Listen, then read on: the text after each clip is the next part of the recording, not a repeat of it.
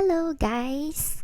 Today we are at another episode of Essay, and today we are focusing the session on the hardest microecons topic that students will avoid at all costs, which is your firms and decisions.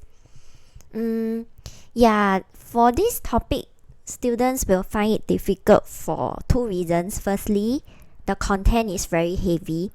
There are many concepts that the topic covers, and also the application questions tend to be less straightforward. So unlike your price mechanism, your market failure, where they can only test the same few things, for firms and decision, the way the questions are structured can be through so many different ways. So if you want to attempt this question, you will have to be able to tell through the keywords what are the possible concepts that you can apply, and then what's the outcome of the question. Because although students like to spot questions, especially for your paper 2 essay where you will try to avoid the question, right? But recent years, the questions are getting more and more creative as well. So they wouldn't be just part A and B of a 10-15 mark essay. It will just be one topic. Recent years, they tend to mix. So you might see price mechanism plus market failure, or market failure plus market structure, or even micro plus macro. So as much as we can, we still try to do decently for firms and decision, because anyway, if they come out in your CSQ, you also cannot not do it. And for firms and decision questions, you will need to take note of two main sections. So let's look at some concept recap first before we go to the question. Because a lot of students, they tend to miss out some parts of the content when they revise. Because when you hear market structure, as the name suggests, then you will only think of the four structure. But actually, there's this very important first part before the market structure section, which is the firms and decision part. So firms and decision, actually the full name for the topic should be firms and decision and market structure. But students just say, market structure, and forgot that this first part is also very important. So I wanted to focus more on the first part for this video, because the question is more on the first part. You will realize that for some questions, even if you memorize the market structure part very well, right, you still cannot answer, because they are looking at content that is before that. So what I mean is that for the firms and decision part, you have a few key areas that were taught. So first, you have your profit maximization. So profit max is a goal, a common goal that firms go for. So you learn that under profit max, this condition needs to be fulfilled. MC equals to MR. So when you draw the firm level graph, you need to find the intersection between these two curves, the MC curve and the MR line. And then this tells you what's the quantity that gives this firm the maximum profit. This doesn't tell you the profit level, but it tells you the point that the firm should produce at, in this case, the quantity that gives the firm the maximum profit.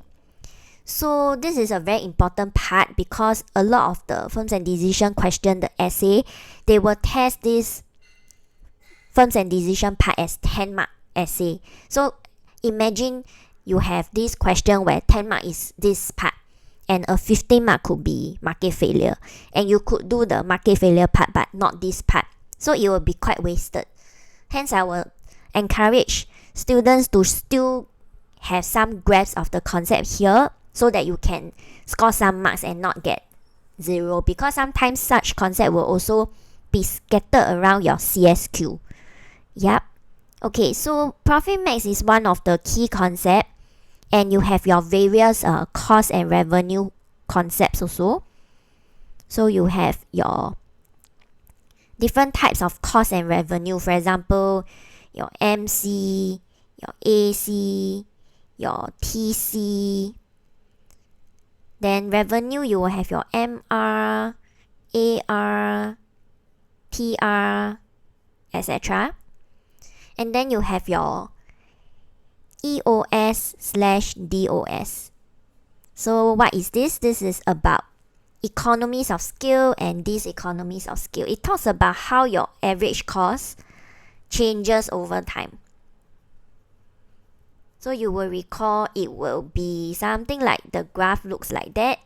You have your cost over quantity and your AC curve looks curved. So this also explains why generally your cost curves are U-shaped. Because in the short run, you will tend to achieve economies of scale, which is this part, downward sloping part. As you see, the average cost falls when your quantity increase. So this is due to firms after they start to have more output, they become more efficient, they are able to reduce costs, find cheaper raw material. But over time, you see that the AC starts to increase. So this is also when a firm has expanded beyond a certain size, then there are a lot more complications going on. Some managerial conflict, or your machines start to break down, your workers start to overwork and fall sick.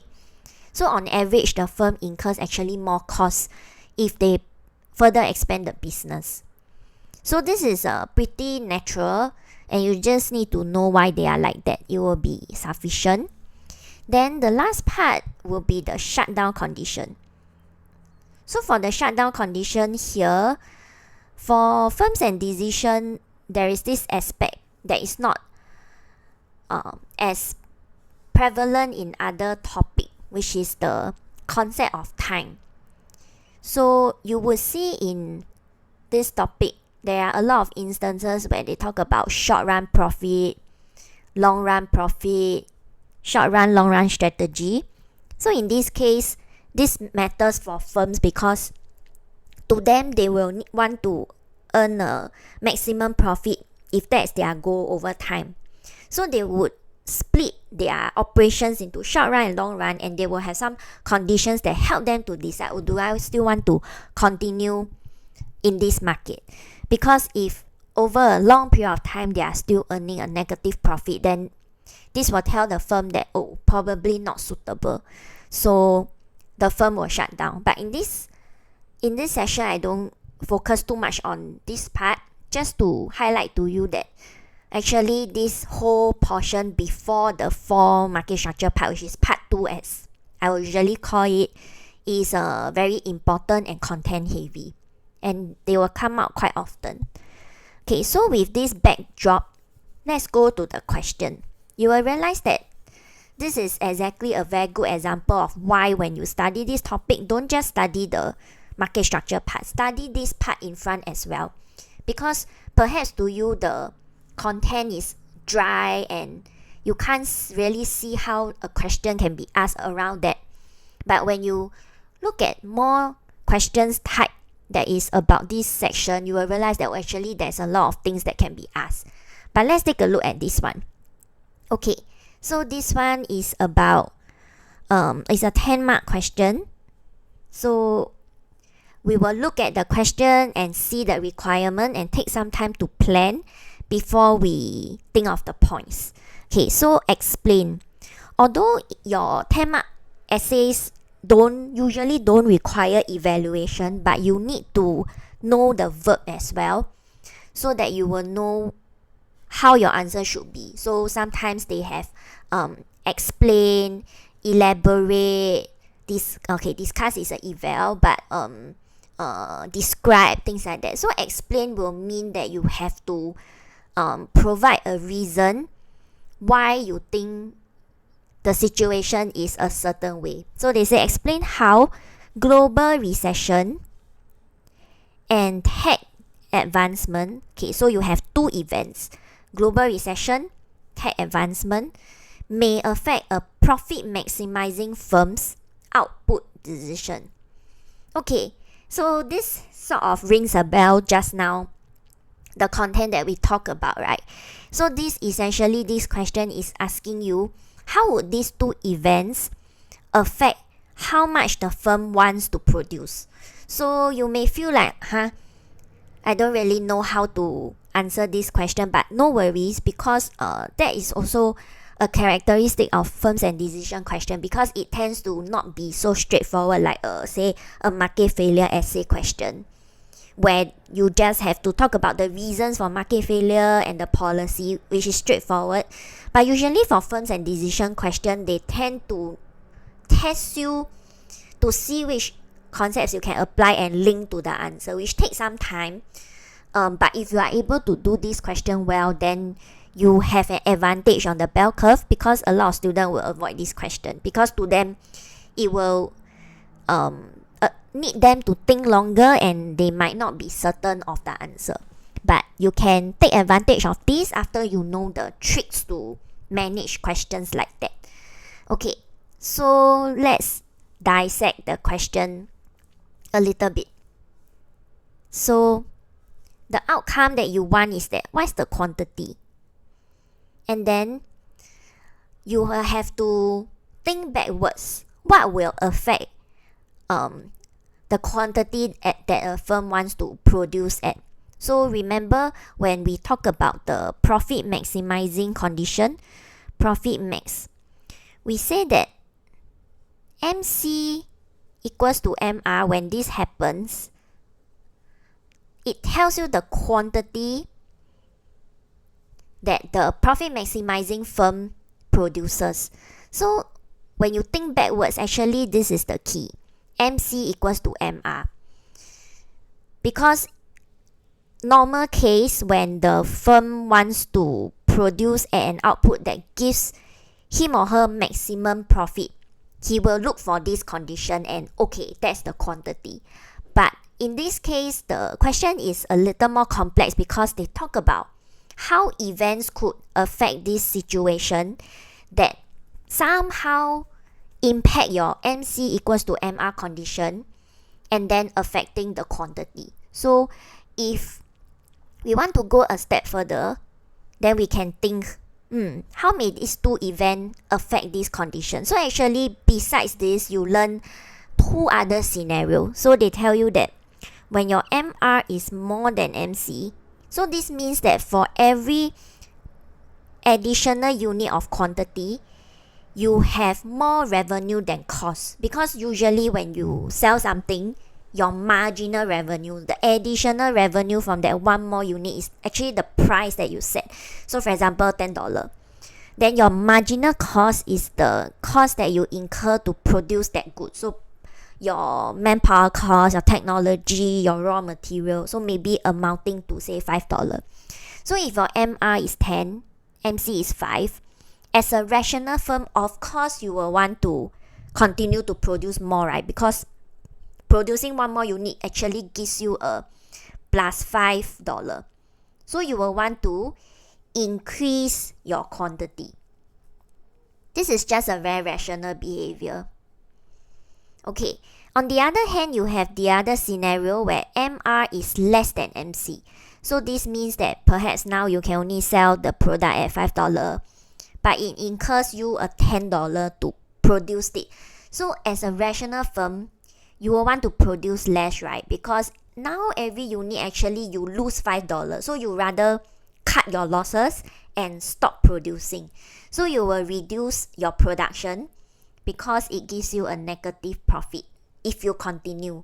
So actually in this case, because we want to see how these two events affect the output decision, right? So actually this decision would, in short, refer to, do you want to increase your Q or decrease? Because if your Q, if they are asking for output decision, output is a quantity. So what you can do with a quantity, which is a number, you can only increase it or decrease it.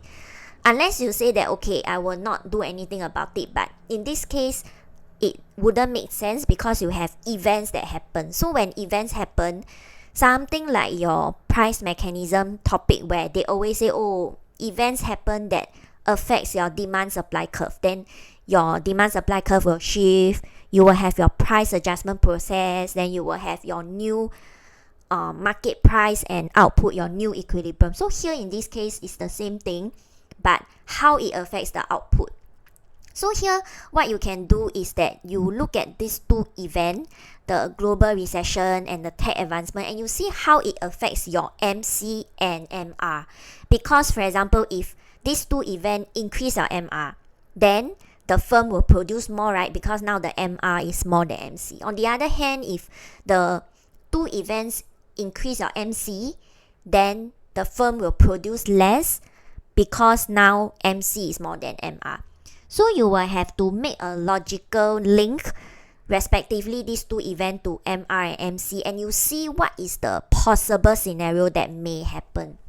So in this case, let's look at them in detail. But here, if you can reach this, that actually your planning is almost done because you got the essence of the question. But you see how it is not very straightforward. You need to really know deeply what the concept means. Then you try to apply to the situation, which is in a way pretty challenging. Yeah, but when you look through more of such questions, you will get better at that. Okay, so now let's look at the two events. So the first event is your global recession. So global recession, although this is a more macro-econs topic, but it is not say a strictly econs concept, because when you look at news, your GP, you will know what global recession means, which also happened during COVID. So during global recession, you have to make a link to MR or MC, whichever you think is relevant, and does it increase or decrease, MR or MC or both. So for global recession, usually it would means that the economy slows down.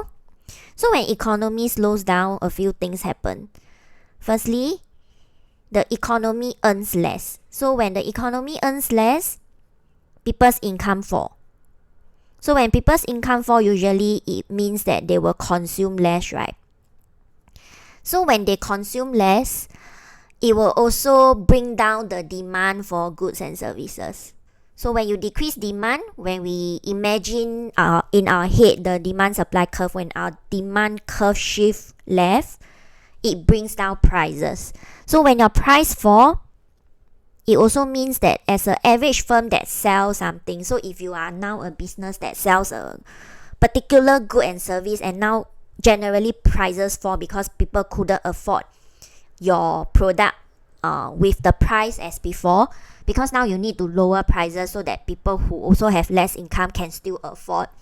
This will actually affect your revenue. So that's why just now I also emphasize on what does the revenue actually mean for a firm. It will mean the price that the firm sets. So given that now prices fall, your MR will fall. So actually the first here, this second scenario actually seems like more possible, right? But at this point, you cannot really conclude yet because you need to look at the other event, which is technological advancement. So only with this both combined analysis, then you can tell is the first scenario more likely or the second scenario. Yep. Okay, so I would think actually there is potential for this question to be sort of a little argumentative. So what I mean is that, okay, when we look at tech advancement, so we establish the condition again. So tech advancement, usually we know that this is a supply factor, right? So it will usually reduce your cost of production because the adoption of tech makes your production more efficient. Maybe it makes your production need less raw material than before, reduce your cost of production. So when this reduces your cost of production, it also decreases your marginal cost. So this is a little bit more straightforward than the global recession part lah. So, okay, so let's see. But actually, there are a few scenarios where it could happen because firstly, it could be achievable only if the firm actually adopts the technology. So if the firm adopts the technology, then yes, the MC will fall. But if the firm didn't adopt the technology, the MC may remain constant or even increase because now with global recession, then it might be harder to get raw material, and then this increases the price of your raw material, increasing MC. So here you could make a little argument to say that whether MC increase or decrease, it depends on how readily is the firm in adopting tech. Because if the firm adopts tech, this is going to happen. If not, this is going to happen. And this actually impacts this part. Which one is it? Because if the firm adopts the tech, then this scenario is more likely. Okay. This one may need to do a little further, because if we look at this is decrease. Usually global recession, most of the firm, I would say 99% tend to be affected. So this is less debatable. But the MC one is more debatable. I think if these two happen, so the decrease in MR and decrease in MC, then you will have to say which one decrease more, because eventually you want to know which one is higher than the other. So in this case, I would argue that actually MR will fall faster, because actually during a global recession, people's reaction to consumption can be quite fast, because they want to feel secure financially. They want to make sure that they have enough to get by. So the change in purchasing behavior can be quite fast, and this scenario is likely to happen. The second scenario. So you can say that, okay, with these two events, given that there is global recession, and for a firm that adopts tech, MC is likely still more than MR, because the fall in MR is faster than MC. But for this firm, the situation wouldn't be as bad as the second case if he or she doesn't adopt tech, because if your MR decrease, your MC increase, then this second scenario is going to be even worse. So perhaps for the first scenario where the firm adopts the tech, this situation is a little bit. But if the firm didn't adopt the tech, then this problem is worse. So, however, the conclusion is that no matter the firm adopt tech or not, this is likely to happen. But is it severe or not? Anyway, during a global recession, all firms will be hit negatively in general anyway. So it is about, is it a little bit? So for firms that is hit a little bit, they will still somehow survive. For firms that are hit a lot, then they couldn't survive, they have to leave the market. So you can use this structure to answer the question. Talk about, firstly, how do you determine output as a profit maximizing firm? So you say that for a profit maximizing firm, the firm determines the output by the profit maximizing condition, which is MC equals to MR. So you can talk about briefly what MC is, what MR is, and then you talk about how you will look at these two events and see how they affect MC and MR, how you think the process is, and what is the possible scenario that happens. So anyway, the quantity of the firms will definitely decrease, but is it small or big? Yeah, so although this is not an eval question, but you have some sort of scenario that you set. So this really will impress the examiner, because you are not just saying that, profit maximizing condition, but you are able to really go deeper and give a few scenario logically. So if you follow this structure, you would likely minimally get a 8 mark, which is good enough if you are aiming for an A. Yeah, so okay, that's all for this question. You can stay tuned for other episode on some similar question. So rather than focusing on questions that are easier to do or more common that I'm sure you are very good in already, we will focus more on questions that students are more afraid of, like firms and decision question, globalization question, So if you have requests for specific types of question, do let us know. Then we can also run through review lah. Yep. Okay, so I'll see you at the next episode. Bye bye.